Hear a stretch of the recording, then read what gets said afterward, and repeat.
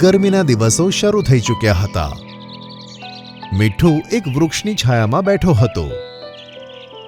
ત્યાં જ આકાશમાંથી એક ચકલી તેની સામે આવીને પડી, જેની પાંખો ઘવાયેલી હતી. ક્યાં ગઈ ચુનમુન? આજે નહીં તો કાલે હું તને મારો શિકાર બનાવીને જ રહીશ. આમ કહીને પેલો બાજ ત્યાંથી ઉડી ગયો. અરે તને વાગ્યું કઈ રીતે? એ બાજે હુમલો કર્યો તો. એ તો હવે જતો રહ્યો. તારું નામ શું છે? મારું નામ ચુનમુન છે. બહુ જ સરસ નામ છે. તું મારી સાથે ચાલ. જ્યાં સુધી તું ઠીક ના થઈ જાય ત્યાં સુધી તું મારા ઘરે રહી શકે છે. સાચે? હા, હું અને મમ્મી તારું સારી રીતે ધ્યાન રાખીશું. ચુનમુન ખુશ થઈ અને મીઠુની સાથે એક ગુફામાં પહોંચી. ત્યાં મીઠુની માતા મેના એક લાલ પથ્થર પાસે બેઠી હતી.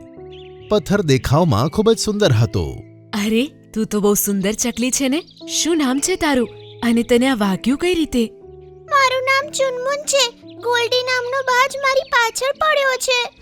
આજે એનાથી જ બચતા બચતા હું તમારા જંગલમાં આવી પહોંચી.